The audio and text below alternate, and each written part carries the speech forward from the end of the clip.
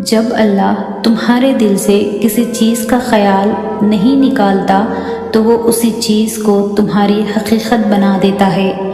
اگر اللہ تمہارا دل نہیں بدل رہا تو یقین رکھو وہ تمہارا نصیب بدلنے پر راضی ہے۔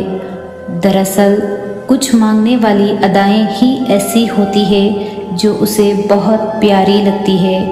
وہ اس ادا کو بار بار دیکھنے کے لیے قبولیت کا وقت بڑھا دیتا ہے، اور اگر وہ اس چیز کو تمہارے ذہن اور دعاؤں سے نہیں نکال رہا جو تم چاہتے ہو تو جان لو دعا قبول ہو چکی ہے۔ یہ ذرا سی دیر تو ملاقات کا بہانہ ہے۔ جس پکار کو وہ ہر دفعہ تمہارے منہ سے سننا چاہتا ہے، پھر بھلا وہ اسے کیسے رد کر سکتا ہے؟ مانگنے کی شدت ہی تو قبولیت کی سب سے بڑی دلیل ہوتی ہے۔ تمہاری مسلسل دعائیں تمہارے مقدر کو مکمل بدل دیتی ہے۔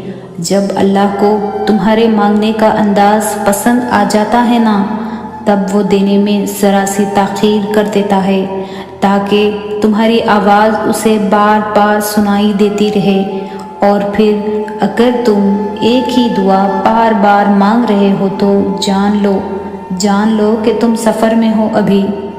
جانتے ہو کون سے سفر میں؟ کن کے سفر میں۔ یہ کن کی جستجو جو تمہارے دل میں آئی ہے اور اس کو پانے کے لیے جو سفر کر رہے ہو، وہ ہے کن کا سفر۔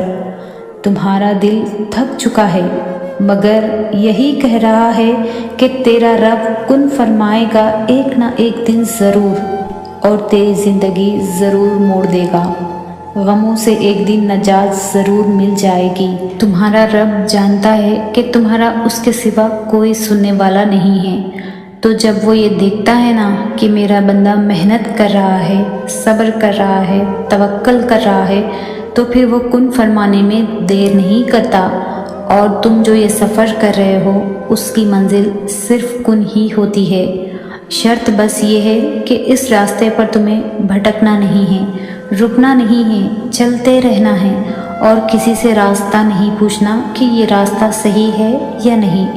لوگوں کی مدد مت لینا، بس چلتے رہنا، اپنے رب پر یہ توکل رکھ کر کہ ہاں میرا رب مجھے جہاں لے جا رہا ہے یہی کن کی طرف کا راستہ ہے۔ اور پھر جب وہ مانگنے کی توفیق بار بار دے رہا ہے تو کیا یہ تمہیں قبولیت کی پہلی نشانی نہیں لگتی؟ بس سب کچھ ہو جائے گا، اپنے رب پر یقین رکھو۔